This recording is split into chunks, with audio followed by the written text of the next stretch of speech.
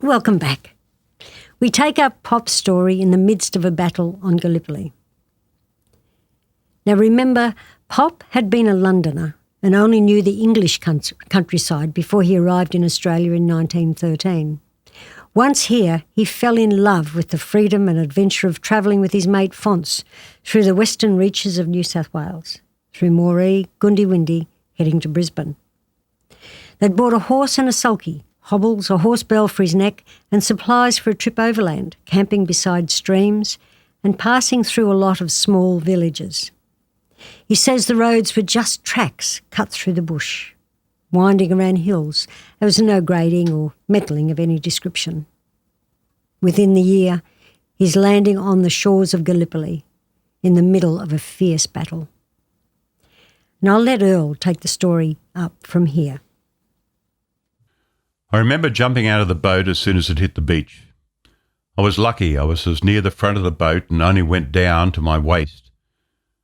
But a lot of the others went much deeper, and as we were heavily loaded with our gear, 250 rounds of .303 in our webbing equipment, our packs, our rifles, some men were drowned, and small arms fire must have got a lot of them.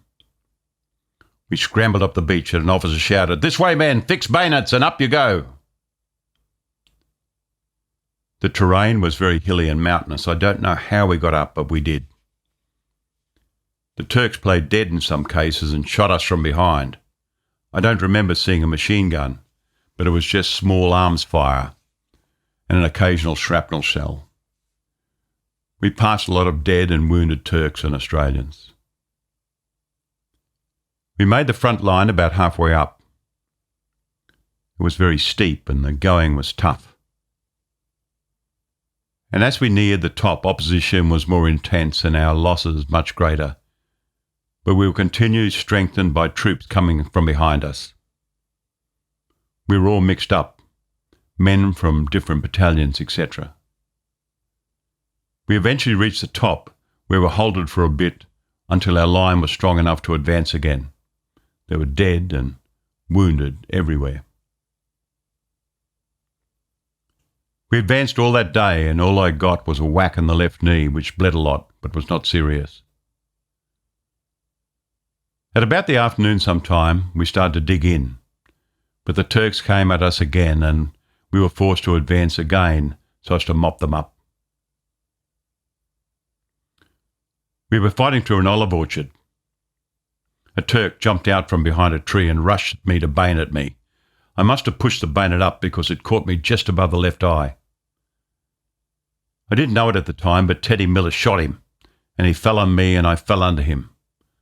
I must have grabbed him because a button was in my hand from his uniform. Our line was very thin at this time as our reinforcements were few and far between. Not long afterward we were told to retire and we consolidated along a ridge and dug in for the night, taking cover as best we could. This turned out to be just above Shrapnel Gully. The Red Cross units were busy attending the wounded which were being taken down to the beach. The dead Turks were buried, with their boots being left above ground.